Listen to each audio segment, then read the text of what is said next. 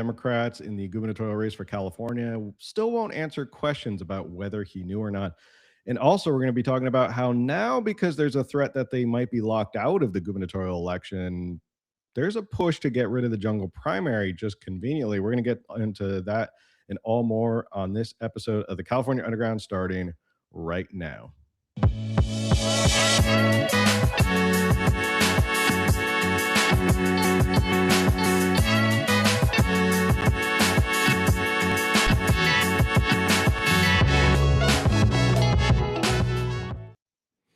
What's going on, everybody? Thanks for tuning in to another episode of the California Underground. I am your host, Phil. We have two big stories to get to tonight, plus a bonus story if we have time for it. But we're going to be focusing on this whole scandal with Becerra and Newsom's former aide, Dana Williamson. And we're also going to be talking about the hypocrisy of now trying to get rid of the jungle primary because it doesn't benefit Democrats and how it's creating strange bedfellows in California politics.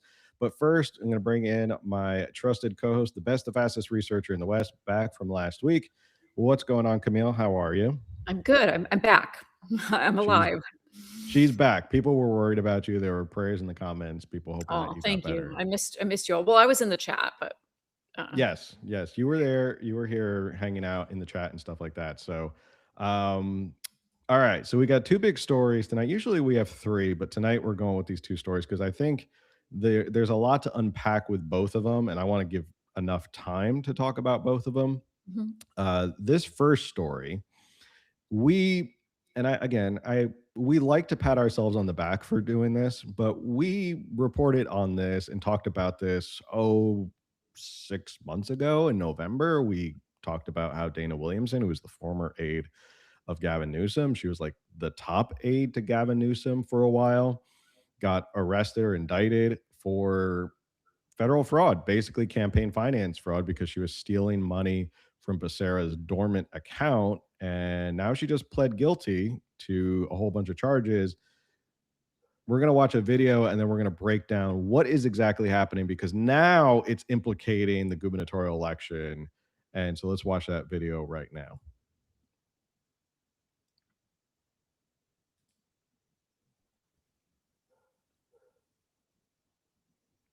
If it loads. We begin at 6 o'clock with news from around the state and new at 6. Governor Gavin Newsom's former chief of staff and Xavier Becerra's former advisor, Dana Williamson, has pleaded guilty in the federal corruption case that rocked Sacramento.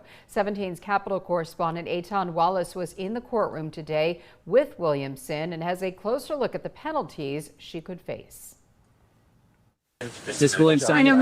Dana Williamson walking out of court Thursday after she pled guilty to 3 counts in the federal corruption case that rocked Sacramento.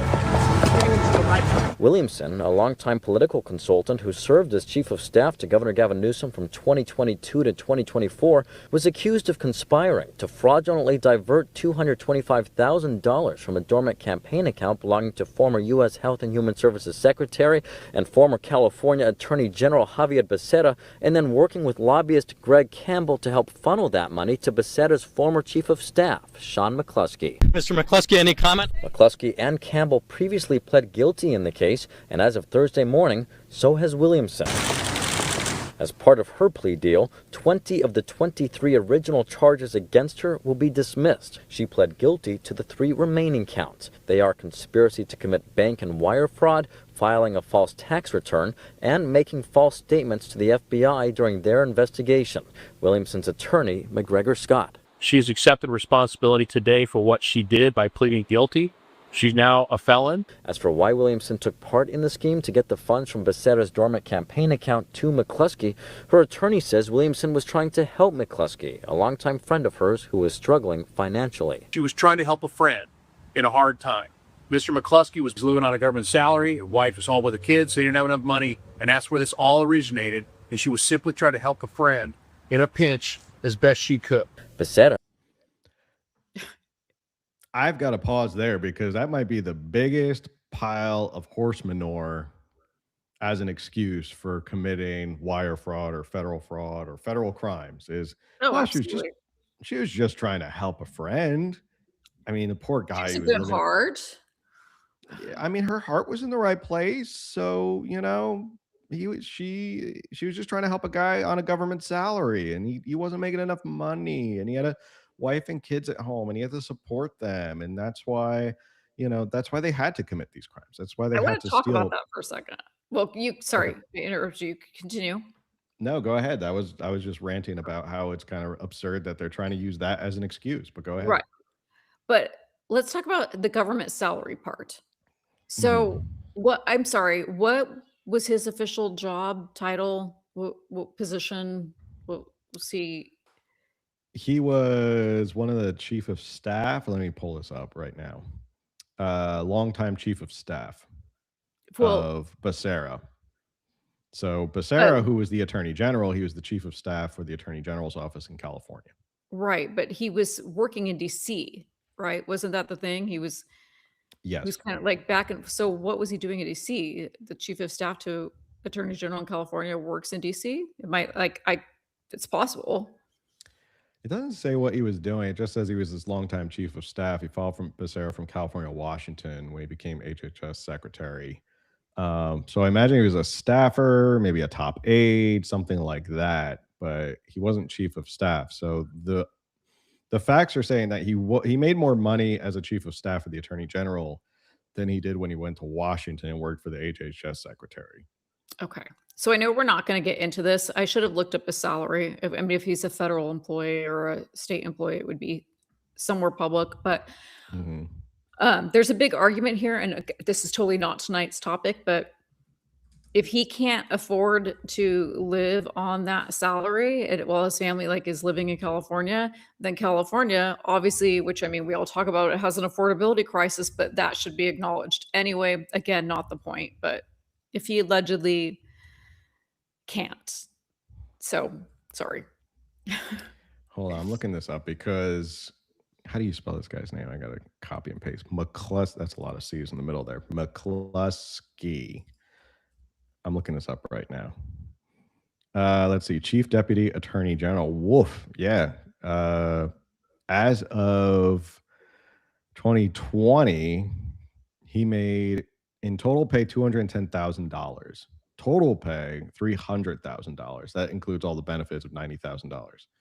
And when he was first hired as chief deputy to the attorney general, he was making $156,000 plus benefits, which came out to be about $212,000. So he's That's making good money. not a shady salary. I mean, depending on where you live and how many kids you have, but there's a budgeting here. Okay, sorry, we're just getting into the weeds of that, and I know that's not what we intended, but I just feel like, oh, I was helping a friend who just couldn't budget, just like all of California. It's not an affordability problem there. His salary was good. Am I still here or did I just get kicked off? Phil disappeared. What's going on? Let me check the chat. Tell me, you guys, am I here? Yes.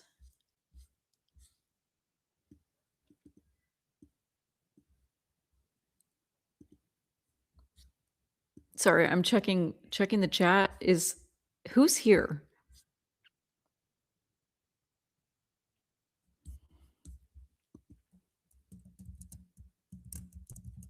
I'm on, but Phil's not here. Phil is gone. I don't know. Apparently he's having an internet issue. Sorry. I always say my eyes are bad, and so I zoom in. I'm gonna get them fixed, I swear. So again, that was not the point of that whole story, because we're going to get into the fact that it was an inactive account that she was using to pay her friend from an inactive Becerra account. And I have questions about that too, because there's separate accounts. Like if he, okay, wait, is Phil back? If Complete. you here? Yeah, I'm here. I'm still here. Okay. Sorry. I don't know why it kicked me off again. Anyway, where were we? Let's pull this back up. We begin at 6 o'clock with We were about halfway through. And Now to McCluskey, go. her attorney says Williamson was trying to help McCluskey, a longtime friend of hers who was struggling financially. She was trying to help a friend in a hard time. Mr. McCluskey was living on a government salary. His wife was home with the kids. So he didn't have enough money. And that's where this all originated. And she was simply trying to help a friend in a pinch as best she could. Becerra, now one of the leading Democrats in the race for governor, has not been charged in the case and maintains he knew nothing about the scheme. In a statement Thursday, he wrote this, quote, "As I said from day one, I was not involved. I did nothing wrong. And now the record confirms it. We can close the book on this." Any reaction to Xavier Becerra's remarks in this case? Governor Newsom, also not implicated in the case, said he too knew nothing of the scheme. He reacted to the plea deal Thursday. It's hard. I just think of her daughter, but also mindful of accountability. We're all got to be held to the letter of the law. Now the question turns to what consequences Williamson could face. First, she, McCluskey, and Campbell will be required to pay a combined $225,000 in restitution. Williamson could also face more than $1 million in fines. And under federal sentencing guidelines, she could be sentenced to a range between 2.5 and 3 years in prison. However, her attorney says he will ask the judge to allow Williamson to serve her sentence in home confinement instead of jail. McGeorge School of Law adjunct professor Chris McCaley, who is not involved in the case, says by accepting a plea deal instead of taking the case to trial, Williamson likely avoided a much harsher sentence. Oh, of course, it could be far worse because remember, she would be ultimately tried on all 23 counts as opposed to the 3 that she's pleading guilty of. So if found guilty of all 23 counts by a jury, then obviously the punishment would be vastly in excess of what she might be subject to under the plea agreement. And Williamson's sentencing hearing is technically set for July 9th, but both the defense and the prosecution are moving to change that. Williamson's attorney tells me it's much more likely she'll be sentenced sometime in the fall. Reporting outside the federal courthouse in downtown Sacramento, I'm Tom Wallace. Now back to you. Wow. Good for her, I guess you could say. Okay, I have a question. Go ahead. And I was kind of starting to get to this. So a campaign account is what she used. It was an inactive account. And there were still funds in it. So Becerra has multiple campaign accounts. Like obviously right now he's got the governor 2026 account. And how did she access this? Like he just gave her access? That's because different accounts, you're going to have different people working for you. I mean, if you hire the same person because they did a great job last time, great. But it's like bizarre to me that she had access to this inactive account and was using funds. Well, I think it's because she worked together with, so it says, I'm looking at the SF standard right now. Let me pull this up because it has a little bit more. Oh, I had a paywall. I couldn't read this one. Oh, did you run out of free articles on the SF standard? Apparently. Prosecutors allege the money was funneled through consulting invoices for work that was not performed with payments directed to the wife of Sean McCluskey, who was Becerra's chief of staff in his cabinet role. They also say Williamson filed years of fraudulent tax returns claiming deductions for handbags, jewelry, a luxury resort stay, and private jet flights. McCluskey has pleaded guilty to conspiracy to commit fraud and is cooperating with prosecutors as part of a plea agreement. Lobbyist Greg Campbell also pleaded guilty. According to McCluskey's plea agreement, the scheme began after he took the chief of staff job under Becerra, which resulted in a major pay cut. So this is where it gets into about Becerra.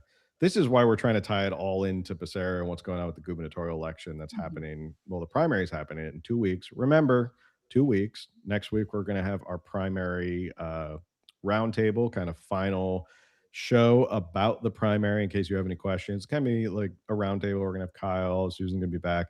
We're going to have our little roundtable talking about what's going on with the primary, any thoughts, any questions. So if you have any questions, this is the time to do it.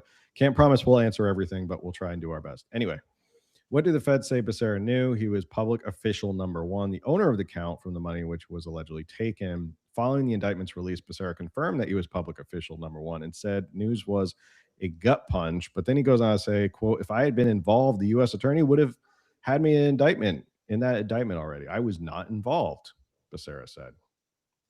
That's the tricky language.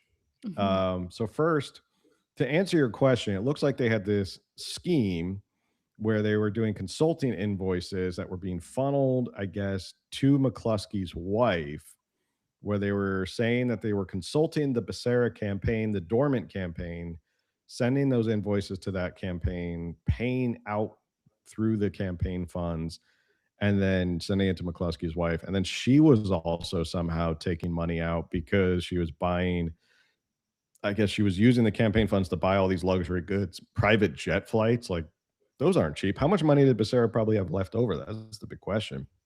That Yeah. he had, they were buying private jets and luxury bags and all these trips and everything like that. So that's the answer to your question. The other thing that's tricky about this with Becerra, and this is where language of politicians is very, very tricky, because people like Becerra, who's been in politics, I didn't realize he'd been in politics for like 20 years. Like, he's been in Congress for like ever. So he's been around forever. He knows how to spin stuff and change it. He's saying, I was not charged, which is not the same as I didn't know. Because he could say, I wasn't charged, they didn't wrap me up in this. Doesn't mean he didn't know that this fraud was going on and that he was okay with it. That's the really interesting thing here. And whenever they try to ask him about it, I know Steve Hilton pressed him on the last debate about it, like, what's going on? Why don't you answer any of these questions? He won't answer questions about this because he's saying, I wasn't indicted. There's nothing there to it. So it's tricky language on that part for him to do so. What are your thoughts? Yeah, somebody, I don't remember if it was McCluskey or Williamson, but one of them claimed he knew, like they had permission or something.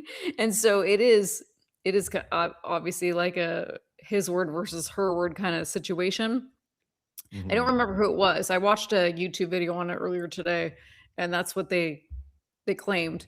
And he's saying he didn't know anything about it. And now it is possible, just not to defend him, but it is possible that he knew nothing about it because he's not watching his accounts. He's not paying attention. It's like he's probably paying attention to the current government account campaign, but as far as like what's going on with another account that's inactive, I'm sure he like quit paying attention to that to a while ago, and it's just sitting there for him to transfer to his government campaign or something else if he wants, or donate or whatever. So I'm sure if he wasn't aware, then he really wasn't aware because he just wasn't watching the finances on those accounts. I mean, it's a lot. Someone asked in the chat, what would happen to the funds if she hadn't stolen it? That's an excellent question, because what happens with campaign funds? So you raise campaign funds, and there's a couple things you can do with them. This is why you always see people and politicians suspend their account or suspend their campaign instead of just ending their campaign, because if they suspend it, it means it lives on forever and they just stop doing anything with it and it becomes dormant, like what happened here with Becerra. That also means they get to hold on to the money. My favorite example to use is Bernie Sanders. Bernie Sanders 2 times was notorious for running for president, raising millions and millions and millions and millions of dollars, suspending his campaign once the Democratic establishment got to him and said, okay, that's enough fun for you, like, you're out. And then he was able to then transfer that money into any future Senate bids. So you can move that money around. Once you've suspended a campaign, you can take that money from a campaign and funnel it into a different campaign. I believe you can also take campaign funds and funnel them into a PAC as well. So a lot of people who suspend their campaign, who was another politician, one of our favorite politicians that we were part of exposing way back in the day was Kimberly Klacik. She suspended her campaign for Congress out in Baltimore and then funneled all that money into a PAC. After it goes into a PAC, we have no idea what really happens to it. So that's what happens with this money. So if it wasn't stolen, it's not like the money just sits there forever. They could do something with it. You could refund people. So there's a couple options you can do. You can move it to another campaign. You can move it to a PAC, donate it to somebody else's campaign that you believe in, um, or you can return money. I mean, that's basically the only things you can do with it. So you can't use it for luxury items and private jets and all of that. You can't use it to pay your wife More because you're Navarro, making cock off. yeah, you can't use it to pay your wife, buy these private jets, all this stuff. But those are the three things you can do with it. Um, it's I'd like to say this is. I don't want people to think, all right, how do I phrase this? It's kind of a sweetheart deal that the feds gave her. And I wonder if, because they originally approached Williamson months ago, when they first approached her, they were asking questions about Becerra and Newsom. And if you know anything about common practice with law enforcement or the feds, when they have to take down cartels or mafia members or stuff like that, they go after the low level guys and try and work out some sort of plea deal and kind of put the pressure on them so that they start to squeal or rat on everybody else. I wonder if this was part of a bigger probe to get at Becerra or Newsom, because that they originally approached Williamson based on, did Newsom anything? Do you have anything on Newsom? And she said she didn't, which again, the fact that she says she didn't doesn't mean Newsom is not somehow implicated in this. I'm not saying he is. I'm not saying that he could be. I'm not saying that he is. What I'm saying is that because she said, I don't know, it doesn't mean that Newsom didn't know. Same thing with Becerra. Becerra saying I wasn't part of the indictment, I wasn't charged, doesn't mean he didn't know, just means he wasn't charged. And maybe they're trying to build by going after these three other co-conspirators and go after them and get them to plead and say, okay, you have to plead out and we're going to give you immunity if you start to give us more information. Are they starting to build a bigger case towards going after Becerra or a Gavin Newsom? So they may act shocked. Becerra and Newsom are going to act shocked because they have to act shocked. They have to pretend like, how dare anybody do any sort of impropriety under my watch? I'm such an upstanding person. Coming from Gavin Newsom, that's kind of rich for him to think that there would be no such thing as impropriety in his life. But yeah, that's basically sort of why this is so crucial or could be impactful on this gubernatorial race right now, because she pled guilty just a couple days ago. This was, I think, the 14th is when she pled guilty. We're now at the 15th, so 5 days ago she pled guilty. I don't think this is going away that quickly. And if I'm going to rope in one more story, and I want to get your thoughts, Camille. Okay. I want to rope in one more story that, again, we talked about a long time ago that's probably still going on in the background, is what's going on with the case with the Duongs and Rob Bonta, which may be why Rob Bonta didn't run for governor again, or he didn't want to run for governor, is because he was under federal investigation, or this is happening, and he spent something like tens of thousands of dollars on defense attorneys when he supposedly didn't do anything. He spent like $25,000 of his campaign funds on it. No, wasn't it like 450,000? Was it that much? It was I like thought an it was like, obscene amount. I'll have to look that up. It was absolutely like crazy, because it was like, wait, you spent that much just because you were called in for questioning? Yeah.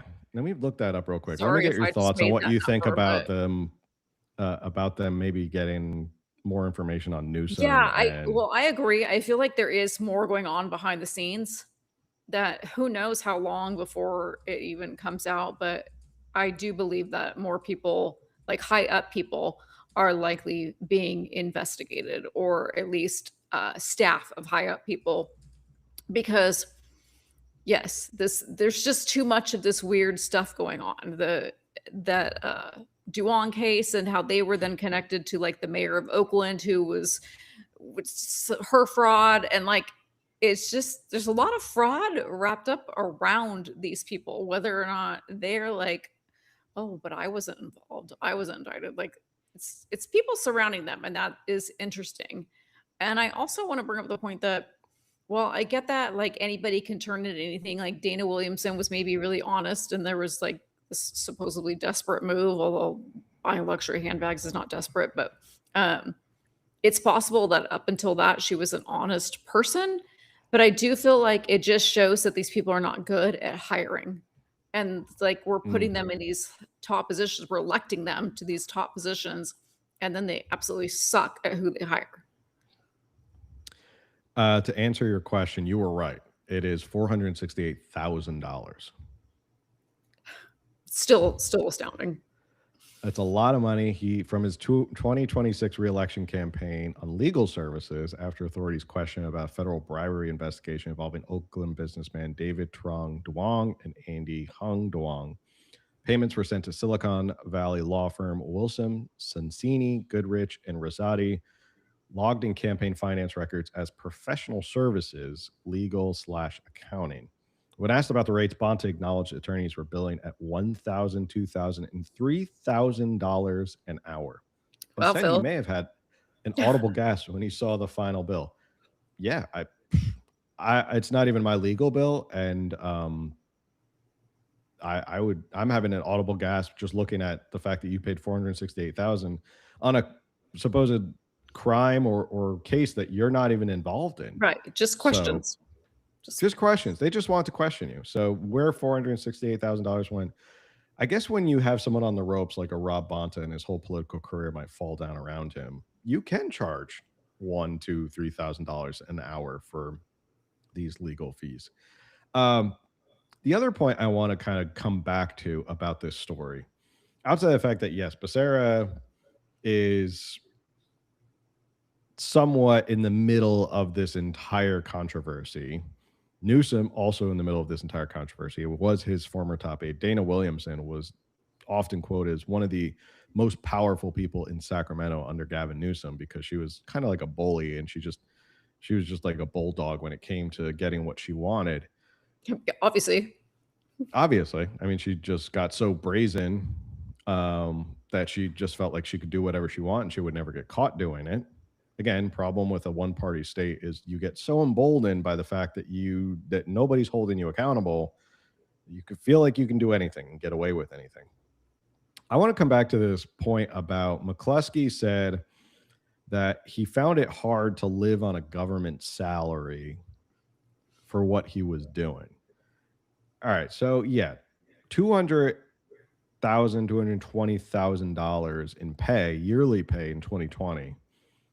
That's a lot of money, and I think a lot of people would do just fine living off $220,000, even in California. I think living off $220,000, you could live in California off $220,000. I know it's expensive to live in California, but $220,000, you should be able to live. I'd like to see what his salary was in Washington, which I'd find it hard to believe it was that much less for him to live in Washington.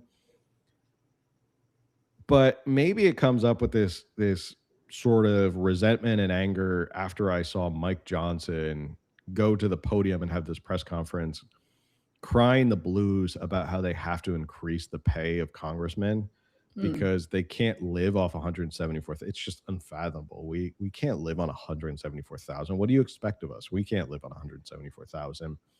And I might be getting on my soapbox a little bit here.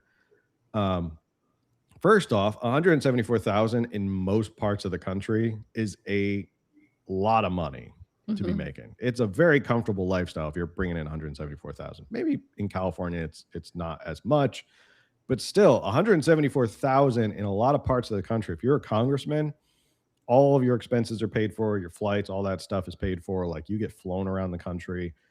All of that's paid for. Best healthcare in the world. I mean, you get the golden double platinum Congress pension, all that stuff. And they're crying the blues about that. They can't make it on 174,000 when everything that's going on in the world between inflation and gas prices and the economy, people are struggling out there. And for you to say like, we can't live on 174,000 sounds so incredibly tone deaf to Americans right now. And to cry that you need to get $220,000 on top of everything else you're getting. And also Also, he advocated that, yes, they should be allowed to do insider trading as well. They should be able to make 220,000. They should be able to make 220,000 and also do insider trading, because why not? They should be able to wet their beaks a little bit and do some insider trading and make some money. And that's why a lot of these politicians end up being worth millions and millions and millions of dollars after they leave office, even though they're on a $174,000 salary. So it's kind of this tone deaf idea of like, we're on this guy, oh, poor us, we can't live on these cushy government salaries. Those are good salaries.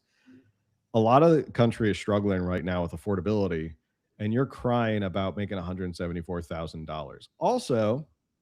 Also, this is not supposed to be a career position. You're not supposed to. I don't think the founders intended that people in Congress were supposed to sit around and do this forever and ever and ever. This was not supposed to be your professional job where you're a congressman or a senator in office for 60 years. I mean, Nancy Pelosi's been in office for what, 40 plus years? And then you have people who are dying in office, who are senators, who literally will just like Dianne Feinstein, just they won't give up power and they will die in office. So if their argument and that attorney, I mean, he's got to do what he's got to do. He's out there in the front of the press trying to do his best to defend his client. But don't they also get like lifelong benefits if they serve a certain amount of time? Yeah, I think it's like if you serve 10 years, because that was the whole thing about Marjorie Taylor Greene stepping down. She waited until like the absolute deadline for her to get her benefits for the rest of her life.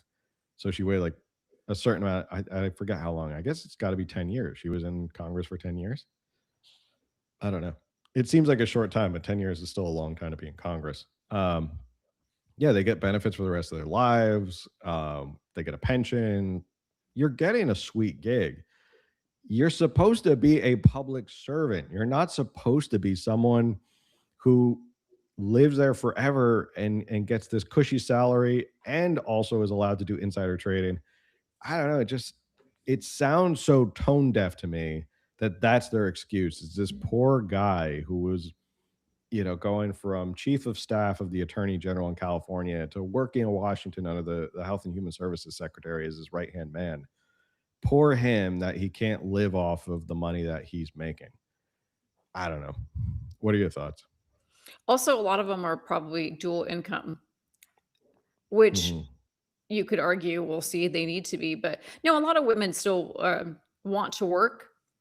And then like probably most men are, working. And so if you're a female in Congress, you've got that salary and then your husband's salary or your partner's salary. And then, so imagine if I was in Congress and when we have my husband's salary in addition to that, and I'm like crying that it's just simply not enough. It is a little tone deaf. And this is one of those things where I feel like this is why people hate America. This is why people hate politicians, because they're just so tone deaf right now. And this is why they have like the lowest, I think they're like 19% approval rating. I don't even know the people 19%. I'd like to ask the people who are 19% actually approving of Congress. Would be pretty interesting. Let's see. Somebody said, I just want to get to the comments. I'm from Oakland and currently make good money boarding up small businesses. That's probably a good business right now. So sad, but yeah. Yeah. Somebody said, don't forget Mia Bonta and the Stop Nick Shirley Act. Yep. Yeah, we talked about that before. Whose money? Taxpayer. Yeah, this is all our money. So they're crying the blues about these salaries that are good salaries in a lot of the country.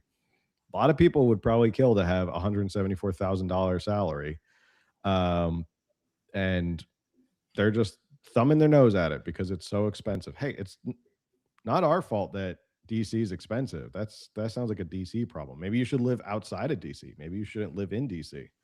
I feel like, or sorry, I don't feel like, I hope someone brought up that point to him. Like, hey, you're saying you guys don't make enough money, but you're demanding that the rest of the country who doesn't make enough money and is also dealing with inflation, you're demanding that they pay more taxes to fund your salary. Like, what about those people? Are they not making enough money to continue to be taxed more?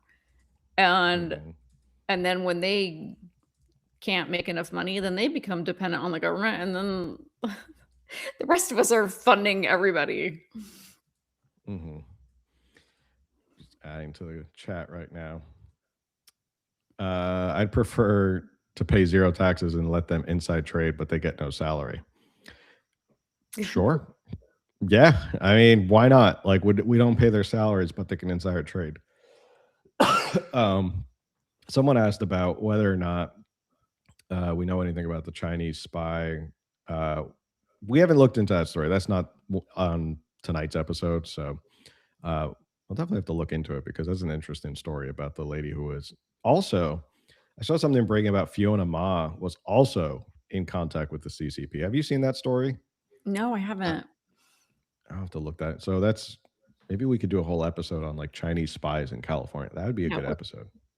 Maybe that should be the first episode after the primary because we have the primary roundtable next week. We're going to be doing the live primary results night on that Tuesday.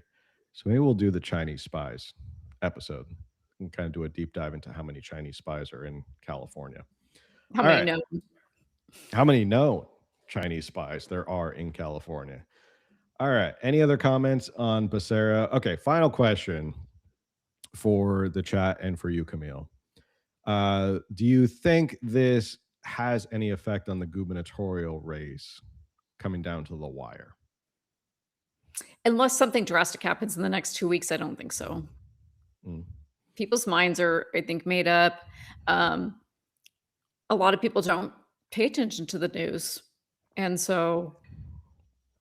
maybe wouldn't even understand this story. They would just be like, oh, well, he wasn't involved. So I don't think so. What do you think? Yeah, I think unless there's something splashy like he's indicted, nothing will really happen. I think there's a lot of smoke. They haven't found the fire yet in this story. But the reason we bring this story up is like why we brought it up back in November is because we want to talk about it now.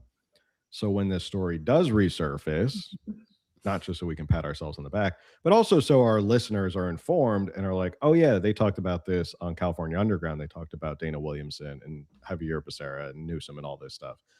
Because these stories have a way of evolving a little bit more. It was kind of like the Duong story. Like we had reported on the Oakland mayor being raided by the FBI. And then months later, it became like a story about Rob Bonta as well. So these stories, like they have a way of, they don't go away just because it's one news cycle. They'll come back. So that's why we do these. Will it have any effect unless there's a big indictment and he's kind of frog walked out of his house and there's video of him being frog walked? Is that what a frog walked out of the house? Then I don't think it'll make a big difference right now. We'll talk plenty about the primary and what our predictions are coming up next week. All right. Yeah, so maybe something will have changed and then we'll have a new opinion. Maybe. That'd be great. Somebody said, I haven't received a ballot yet. Has everyone else got one? I got mine. Do I have a ballot? Now that I think about it. I got my ballot already. Oh, yeah, I just kind of forgot. I don't know how I forgot, but I forgot about Prop 50 and redistricting. And so like I went to, to my congressional area and I was like, wait, my person's not on here. And then I'm like, wait, this is not even the same district I'm in. Yeah. Yeah. I went from living in a very conservative city in Orange County to being roped in with LA County. Crazy. Awesome. Crazy how that happens. That's not good. Nope. All right. Next story that I want to talk about, because I found this story really fascinating because it just shows the political hypocrisy of how much people want to stay in power and will basically give up on principles or ideas once it doesn't benefit them anymore. What I'm talking about is the jungle primary. And if you don't know what the jungle primary is, I'm sure if you're engaged in politics here in California, you know the jungle primary is an open primary. You can vote. It's the top two go on to the general election. This was put into place back in 2010, I'd like to say. Yes. 2010, and then it was like, so it went into effect 2011. Yeah, it was part of Prop 14, which was a ballot measure, and they sold it. We're going to get into an old video. I dug into the archives to get this old video of their arguments. Wonder if we should just go to that video first instead of, well, actually, let's watch a little bit of the video that's reporting on this, and then we'll watch the video from the Wayback Machine. So we'll do that first. Let's see.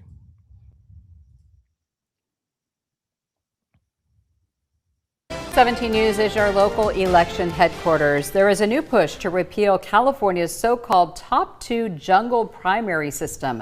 Under the current rules, all candidates share one primary ballot regardless of party, and the top two vote getters advance to the general election. Opponents say that can lead to same-party matchups and potentially lock one party out.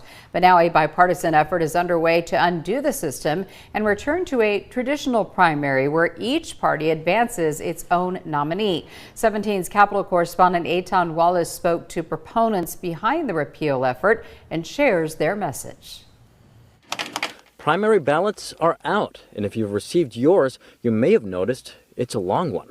For governor alone, there are more than 60 candidates from a range of parties, including these 8 major candidates from the Democratic and Republican parties. Under California's current system, often described as the jungle primary, only the top 2 vote getters, regardless of party, advance to the general election. That means the November election could feature a Republican versus Republican or Democrat versus Democrat, potentially leaving one major party out of the final race. You have to choose between 2 members of a party you don't believe in, and I think that's fundamentally unfair. That's why Democratic consultant Stephen Maviglio says he's now pushing to repeal California's top 2 jungle primary system and return to the old format, where each party, including third parties, would send their nominee to compete against the other party's nominee in the November general election. That all changed, though, in 2010, when California voters narrowly approved the jungle primary system we have today. This has been an experiment that was supposed to moderate our electorate. It hasn't done that at all, and it's time to get rid of it so voters can feel good about going to the polls in November and voting for a candidate for a party of their choice. People want to have more choices. Former California Republican Party Chair Ron Nehring is working with Maviglio on his efforts. Nehring says California has seen many legislative and congressional races where the November general election featured just 2 candidates from the same party, including the 2018 U.S. Senate race between then Democratic incumbent Dianne Feinstein and Democratic challenger Kevin De Leon. When many voters go to vote and they realize I only have 2 Republicans or I only have 2 Democrats, people wonder, what type of crazy system is this?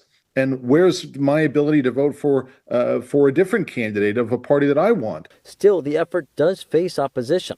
GOP Rancho Santa Margarita Assemblymember Kate Sanchez writing this in part, quote, "This is not election reform. It's a power grab by insiders terrified of losing control." And Maviglio says the goal is to get this proposal before voters in November 2028, so we still have a while. Even so, it will not be easy. Backers of the proposal will need to gather hundreds of thousands of valid signatures to qualify it for the ballot at the state capitol. All right. I think that was the same reporter we had in the last story. Just goes to show you how small the local news media is. I think he worked for like 3 different news stations. Hardest working man in local California news. So that gives you a little bit of a background. I was going to read a little bit. Carl DeMaio also jumped in saying that he is going to help get signatures. I don't know how much that's worth, whether or not. Carl DeMaio says he's going to pledge getting signatures. He's also, get this, another one of our favorites. He is working together, or he is in agreement with Lorena Gonzalez. And if you know anything about Lorena Gonzalez, she's the president of the California Federation of Labor Unions, one of the state's most influential Democratic labor leaders. So now she's also aligned as well with this effort. So you have Carl DeMaio, Ron Nehring, this Steve Maglio, I should know how to say that, I'm Italian, and Lorena Gonzalez, and all of them who are aligning to get rid of this jungle primary, open primary kind of system.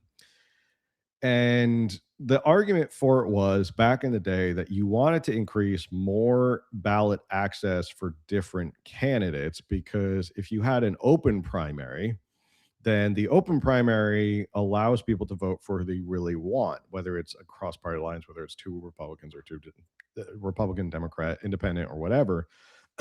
But it hasn't done what it's supposed to do. Yes, Carl DeMaio did get voter ID on the ballot. We've given him flowers for that and given him praise for that. So good job on him for getting voter ID on the ballot. There's a lot of other things he's gotten signatures for, didn't get on the ballot. So it looks like they're trying to get this for 2028, not anytime soon. So it's not something that they're going to do now, between now and the primary. There's nothing they really can do.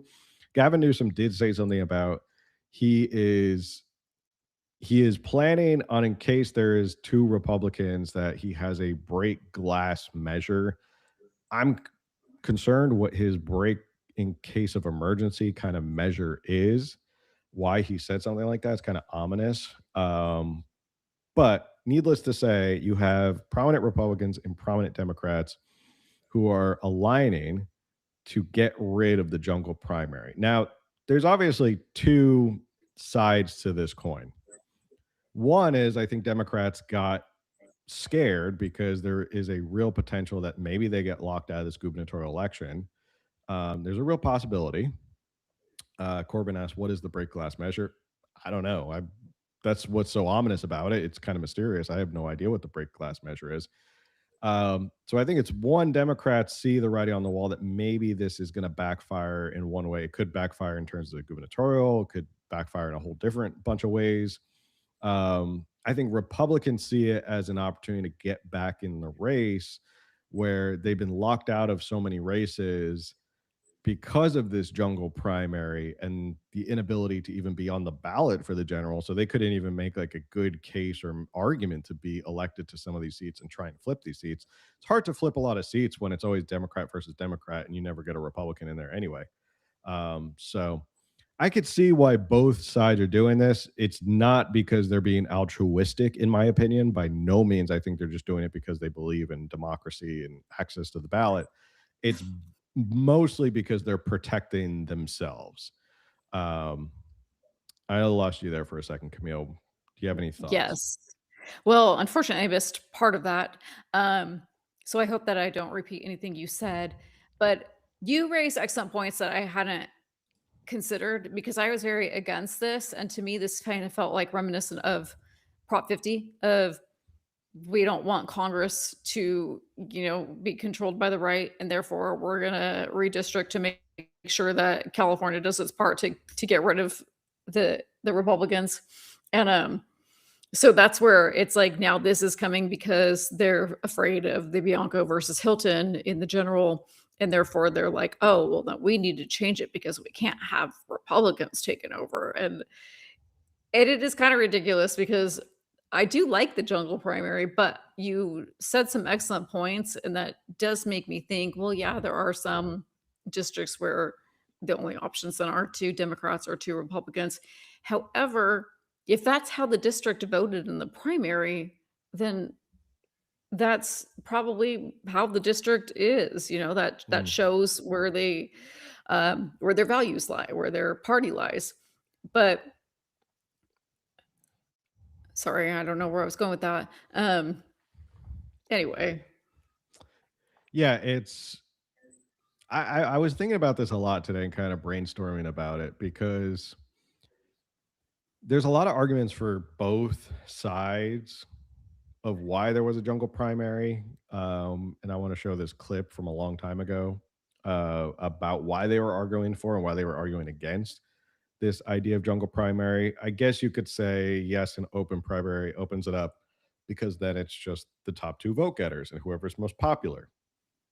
And yeah, if it's a red district, then they're going to get two Republicans and they'll get to decide between two Republicans, whoever they think. Then they don't have to feel like I just have to vote for this Republican or this Democrat because it's my party and I'm not really that excited about them. Before you play the video, I do feel like this is where there's a lack of voting education, because the thing is that if more people paid attention to the primary, then they wouldn't be going to the general with who are these people? Like they would know what's going on. And a lot of, we know that the primary has usually less of a turnout than the general, and a lot of people just aren't paying attention. So they do, like, they'll go, come November, they're like, oh, we got to vote for a new governor, and then that's when they're like sticker shock. Oh, I didn't know that there was no Republican on the ballot. How did this happen? Who are these candidates? Well, if you'd been paying attention to the primary, more people would go and vote. Yeah, it's I mean, that's one of the arguments of why there's parties, is because, well, it makes it easy for people who are part of a party, and then they don't really have to research that much, because they just go, oh, well, when the election rolls around, I'll just vote for my party, Democrat or Republican. Makes it Right. easy because it just categorizes everything. The problem here in California is really if you got to show up in the primary, and if you're not someone who's really that engaged in politics and you just want to show up and vote party, you could be surprised when you come around general election and it's just all Democrats all the way down, or vice versa, it's all Republicans all the way down. So it means you almost have to show up and do your research before the general, and that's the point of the primary, and that's why primaries are so important. We keep saying it over and over and over again, why primaries are so important. I mean, they spent a lot of money sending out voter guides to everybody. Yeah, You I mean, get a voter guide, you get kind of like an upcoming how to vote thing, and then you get your ballot, and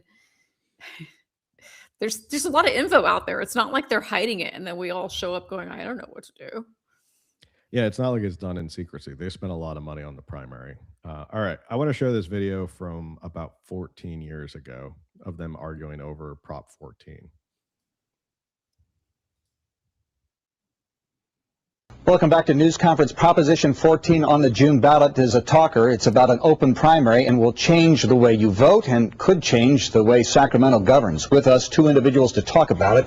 With the yes side on the left, Janine English. She's the president of the California AARP, American Association of Retired Persons. She's the co-chair in the SM14 open primary campaign. And also with us is Keith Carlson, the treasurer of the California Republican Party, and no on 14. Thanks very much for joining us. Thank you for joining us. Give us the rundown as to why you think this should, it's on the ballot, and why you think it should be passed. Well, on behalf of the 3.2 million AARP members in California, we've recognized for a long time that politicians in Sacramento just are not listening to our needs and the concerns of the citizens. We have a dismal approval rating of the legislature in the single digits at this point. And what this will do is it will give voters choices. It will give voters choices in who they elect and who they bring to Sacramento. How does it work? Basically, what it does is it lets everyone that's going to be on the ballot be on the primary, and the voters get to vote for the person that most represents them. So instead of having the party bosses, the far right and the far left, picking who gets to be on the ballot, and there's basically no choice by the time you get to the general election, right now, the voters will be able to look, they'll be able to choose the person, and then the top two will go to the general election. So Keith Carlson, the top... I'm not sure why AARP had to be on this panel, but her points are why they want to have the jungle primaries. There's more choices. But now you end up with something like we have now, which is you have a primary where there's 64 candidates for governor, and you sort of end up with the same people anyway. It's not necessary. This idea, this pie in the sky idea of, oh, you get your choices. Sure, you get your choices. You can pick any of the 64 candidates that are on the ballot right now. Does it mean that they're going to move on to the general election? Not necessarily. As we've seen, there have been people like Elaine Colati, who was an independent, who was on the show, and she was blocked out of all debates. And yes, she's on the ballot, but does it give people more access? It seems like people are still in this two-party system. I appreciate that they are thinking about, we want to give people more choices outside of the red team, blue team. But in reality, what you've done is you've kind of split it open and made it completely, I guess that's why they call it jungle primary, because it's just kind of out in the wild. They've split it open. So now it's almost more confusing for people, and they end up just voting for their parties anyway. So, again, I'm not sure why AARP is on this, why her 3.2 million vote, or like people that she represents are so concerned about it, because now you've almost got a Sacramento legislature that really doesn't pay attention to people, because they are in blue districts that will always have Democrats running, and they will always have a Democrat there. They won't have anyone really challenging them for or pushing any ideas. Again, this argument goes back and forth because there's good points on one side and there's good points on others. So, Camille, do you have any thoughts about this AARP lady No. before we go on to Mr. California? No. Okay. The top two in the primary go on to the general, regardless of party. So in a heavily Democratic district, you could have two Democrats, heavily Republican district, two Republicans. What's wrong with that? Well, if the idea is that we're getting choice, why would we end up with something where you have to vote for one of two people from the same party? And at the same time, it eliminates all write-in candidates. That's elimination of choice, not creation of choice. Yeah, you can vote for a million different people in the primary, and whoever the two most heavily funded people are going to move on to the final ballot. But in the final ballot, all of your third parties, all of your independents, they're all eliminated because you don't have the right anymore to have a place on that general election ballot. The general election is where we elect people to go to Sacramento, not the primary. So to say it's creating choice is an illusion. You're limiting the final ballot to two people, no write-ins, and in parts of Los Angeles and parts of San Francisco, you'll only have two Democrats to choose from. In parts of the conservative areas of the state, you might only have two Republicans. That's not increasing choice. But right now, the way it stands, the campaigns are waged in the primary. That you have extremely low turnover in the general election because the districts have been reapportioned so that one party dominates. If you had two Democrats, say, in San Francisco, you would conceivably have an establishment party Democrat and maybe a renegade Democrat. Would you not have a choice there? No, not if you don't want to vote for a Democrat, first of all. Second of all, they implemented this exact same system in the state of Washington. Guess how much turnover they had? Zero. You didn't lose any incumbents. Make some good points. Make some really good points. And that was something I also hadn't thought about as well, is our current system, the primary, the way it works is it's the top two. So whoever wins this primary for gubernatorial election moves on to the general election, and that's it. Those are the only two people you get to choose from. In a traditional election, you have the ability to nominate your people, or people can win, or they win this, or this guy wins in the primary for Republican, this guy wins or gal wins for the Democrats. This person who's running unopposed for the Libertarians or for independents, they're running on. So you get more choices in the general because of the fact that it's just by party and whoever's on the ballot. It's not the top two people who are just going on. Now it's, okay, it's the people who were nominated or got voted in by that party are going on to the general, and you get to select at the end of it. And right. I think he makes perfect sense, because it's almost like he saw 14, 16, 20 years in the future. Gosh, I can't believe that this video is almost like 14 years old. It looks like it's from the 90s. I still think the 90s is 10 years ago, but it isn't. Yes, it is. And it's 10 years ago. It'll always be 10 years ago in my mind. Yeah, he makes an excellent point. That when you get to the general, what if you're a libertarian and you get to the general and you go, well, I want to vote for a libertarian candidate. There is no libertarian candidate. Screw you. You have to vote for a Democrat. Like, that's not choice. Like, you're getting force fed two candidates you don't want. That's not more choice. And to your point, Camille, most people show up at the general. They don't pay attention to the primary, and they show up at the general because of and then they just vote for their party. And they don't see their party on the ballot. They're just like, okay, well, I'm not going to vote. I'm not going to be a participant. I don't know. What are your thoughts of these arguments from 14, 16 years ago? I honestly think that they both make excellent points. Like, I know this was passed by Democrats majority back when it passed, and Republicans were opposed to it. And now I feel like a lot of Republicans are uh, opposed to changing it. But Mhm. I do see both sides, but then at the same time, doing the with the top two, that still eliminates like the Libertarian Party. Like, why not the top three? And Mhm. then if you're not, if you don't like, let's say you're a Democrat, but you don't like the person that went on to the general, then you have the opportunity to look at the Libertarian candidate. But I know we have too many third parties, and like then that's just a whole other mess when it comes to the general. But Mhm. I feel like it does eliminate the opportunity for the Libertarians and other third parties. Yeah, there's other parties in California that have relevance outside of Republicans and Democrats. Libertarians are one. I think of like the Green Party is another one that's very prominent in certain areas of California. Um, and they're blocked off. They just don't have access to being in the general. Now, does that mean they're necessarily going to win? Probably not, but it does at least put them on the ballot, and it does at least make them a contender. Maybe going into debates, maybe if there's someone who gets a little bit of steam behind them, a Green Party or a Libertarian, and all of a sudden they're able to be a part of that debate going up to the general election, makes a difference. But right now, and I think when he asked about, well, in San Francisco, you're going to get establishment Democrats and you're going to get like more radical Democrats.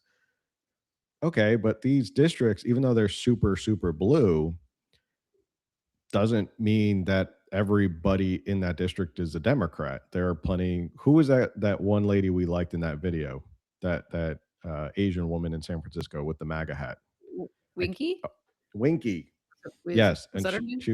yes, she was like, she was a big MAGA supporter, and she was in Chinatown, and like, just it goes to show you, there's people who are just not Democrats, and they want to vote for who they want to vote for. They don't get that choice.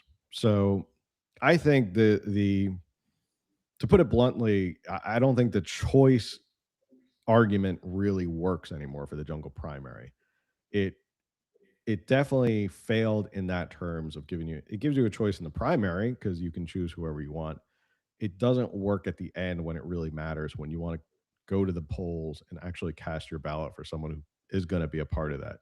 Um, it'll be interesting if they get rid of it because they'll have to, Democrats will then have to, and this is why I think Republicans are jumping all over it and willing to work with Lorena Gonzalez and all these people and all these Democrats, is because it makes them relevant again. It makes Republicans absolutely relevant again in California, where, okay, now you have to face off against a Republican in every single race. And that's Congress, that's Senate, that's every single race, attorney general, statewide race. Now you actually have to face off against Republicans. Whether they win or not, you're still going to have to face off against them, and they're going to have to bring their arguments and actually defeat opponents. So, So wait, they um, can actually make this a federal law in California?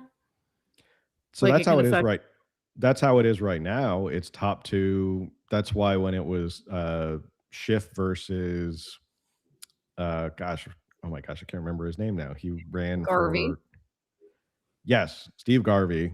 That's why Katie Porter was whining about the fact that they were promoting Steve Garvey because they wanted it to be Porter versus Schiff. Because states, when it comes to federal elections, states have the power to run their own federal elections. So a lot of these federal races, you do end up with the same 2 top people. So they're going to have to accept that's sort of the trade-off, is now you're going to actually have to face off against Republicans in a lot of these districts or these races. Whether they win, that's the other part, but it does mean that you will now have head-to-head Democrat versus Republican races going forward, and it won't just be, oh, it's just Democrats, Democrat, Democrat, Democrat, Democrat, Democrat. So, um, So this is, they're trying to get it on the November ballot. they're trying to get it. I think I don't think they'll have for November. I think the guy said 2028. So it won't be likely Oh, that upcoming makes anytime sense. soon. Um, Because they still have to get okay. it. Yeah, the time to pass to get it on this ballot has passed. So I imagine they'll probably try and get it on 2028. I don't know why they don't. You can get it on 2027. There's elections every single year. You can have it as a proposition next year. Yeah, I mean, they can call a special election. Yeah, you can call a special election. I don't know if people in the legislature are going to want to vote for this or support it because they're pretty comfortable with the way it is. There's a couple other things I wanted to bring up about Jungle Prime. We're a couple minutes over. This is why I said we had a bonus story, but we were going to see if we can get to it. Some of the arguments against Jungle Primary that I wrote down brought this up about party primaries, which helps because people don't necessarily always do their research, so they just kind of vote for their party. It does suppress general election turnout, which you've brought up on a previous show about what happens if two Republicans get through the gubernatorial election. Mm-hmm. What happens if it's two Republicans? It's going to be a general election low turnout for Democrats because they're just not going to show up and vote for a Republican governor. So that opens the door for a lot of down ticket ballots, which affects a lot of other races. And there's a lot of other things outside of your gubernatorial race that's happening in your local elections that you have to pay attention to. So it forces So candidates yeah, towards like as this. a Republican this year, that would be the dream. But I Yeah. get how if in a few years, the next election, if that's a Democrat, then I'm like, wait, no. So Mhm. so yeah, I do again see both sides. Well, people like you and me who are political nerds, even if it's two Democrats, we're going to show up and vote because we know there's so Oh, much other stuff. absolutely. I mean, there's the billionaire's tax, there's the voter ID, there's a lot of things that are coming up. Here in San Diego, we have Measure A where they're trying to tax second homes. There's a lot of stuff going on. But if you're just kind of a casual voter and you see there's two people running who are not your party, then you're going to go, well, I'm not just going to show up. I don't care. But people You're need right. that vote. So it's kind of hard to kind of get people from your party out. There's something else I wanted to say, but I completely forgot. Oh, I was looking at other alternative forms, ranked choice voting, which is another idea, but that sounds way too complicated for me. And everywhere I've seen ranked choice voting doesn't really work. There's something else in Alaska they were trying called a Final Four voting, a nonpartisan primary where the top 4 or 5 candidates advance. Then ranked choice voting is used in the general. Alaska adopted this in 2020. It combines the open primary with a ranked general, theoretically capturing the benefits of both. It's the most intellectually serious. Interesting. Yeah, I don't think there's any really perfect solution to it other than parties just, if you Yeah. want to be on the general ballot, like a third party, like a Libertarian Green Party, you just got to do better and just show up. Right. That's just sort of the how the game is played. Let me hear your final thoughts while I check these chats. And everyone, thank you everyone for being in the chat. As always, we do this live 8 p.m. every Tuesday.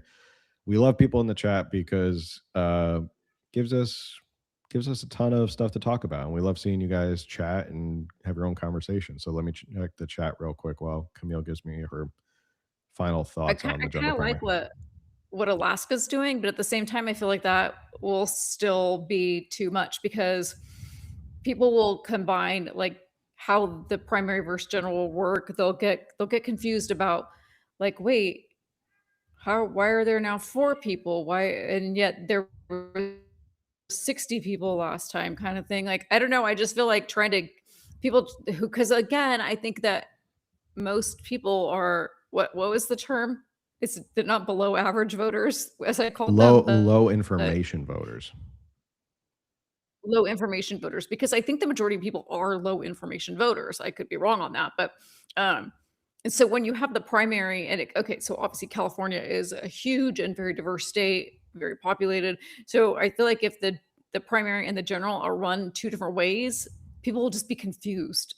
Like you would think that they'd eventually get the hang of it, but I don't know. Yeah, I think So again, I still see the benefits and the downsides of both of these things.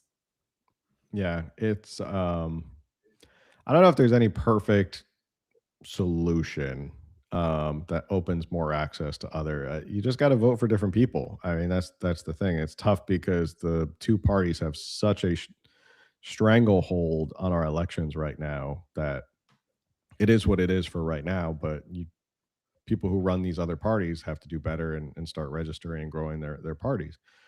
And well, Um, this is where now that we're speaking to high intelligence voters, because we know our audience is, that's why they tune in.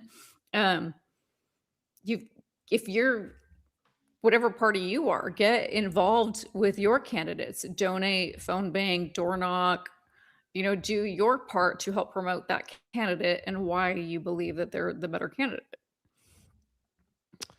yeah, if you believe in a party, get involved with it. Media should profile all candidates, not just those with funds over the average man. Um, yeah, Yes, yeah, but I will. I'll give you some inside baseball of at least here on the show. We get a lot of people out of 64 candidates. We get a lot of people who want to be on the show. Um, and no offense to those people, a lot of people email us and email me and say we'd love to be on the show. We want to talk about our gubernatorial race. And honestly, I look at their name and I go, I have no idea who you are, man. And yeah. like maybe I'm part of the problem because I'm not allowing these people to speak, but um, But you there's pay attention to politics, and if they had gotten their name out there, it yeah, had better messaging, whatever, then you would know their name. Like, yes, 60 names is a lot to memorize, but when because yes, we've had that reaction to some of these emails, like, I'm sorry, who are you? What? yeah. And you would at least have some sort of name recognition of it if they if they had communicated better, got their messaging out there, got their name out there. You would like, which I mean, I guess that's how they're trying to do it. But also, we've had these requests in the last week or two, and it's like, bro, seriously, you've had months to do Mhm. this. People were declaring, I mean, Bianco declared back in February of last year. Like, you're just now trying to get on a podcast. You're just now trying to get your name out 3 weeks before the primary. There's not a shot. Mhm. And so, yeah, like you Yeah. said, they need to do more messaging or whatever, need to do better. Well, it's kind of like why we And had and then Elaine it's on, because even though she's independent, she got her name out there and she she did a good did. job getting her name out there. And like we research everybody, and go, oh, okay, so she was on Tim Pool and she was on the Adam Carolla show, and like she was on these different shows. So we're like, okay, like she's got traction, and that's why she was on the show. We can't have everybody on. There's not enough time. We do a weekly show and there's 64 candidates. We wouldn't be able to. We'd have to do like roundtables and have everybody on.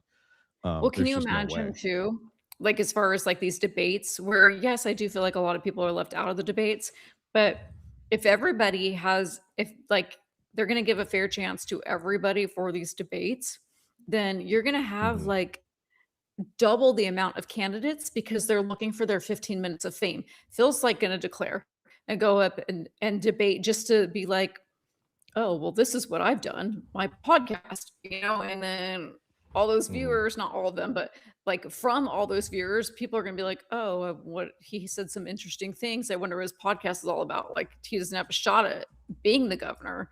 But if the media is going to give him his 15 minutes of fame, can you imagine how many people are going to want their 15 minutes of fame just to promote whatever themselves so that they can sell something, get promoted, get their Fox News show, get their CNN show, get their podcast out there, sell a book. It would be a really easy way for hundreds of people to be like, well, you have to give me my fair time.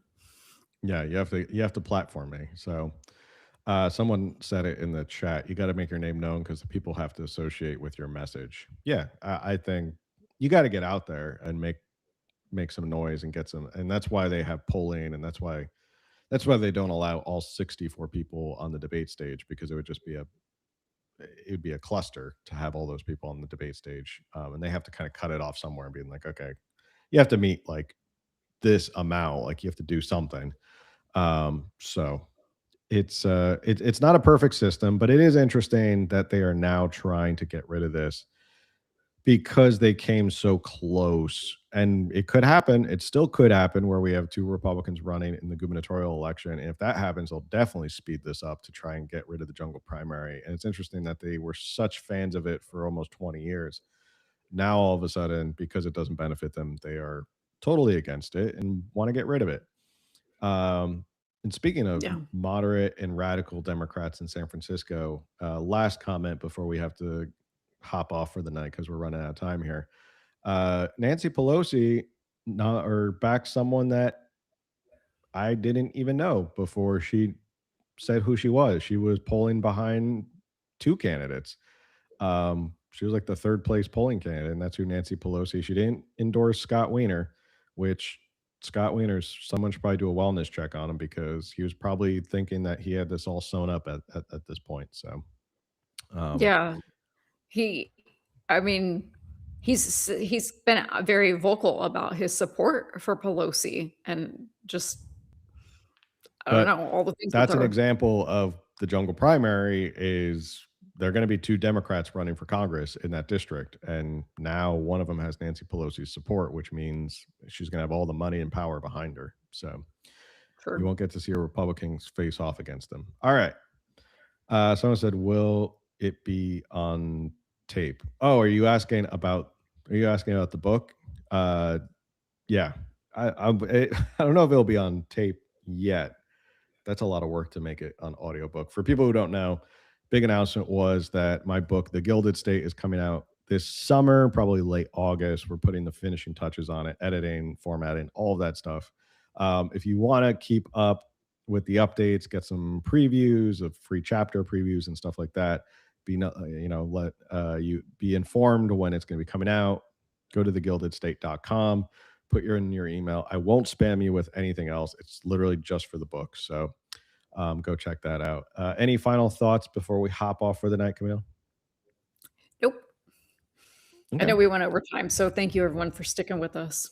Yeah, thanks And everyone for hanging sorry out. about my internet.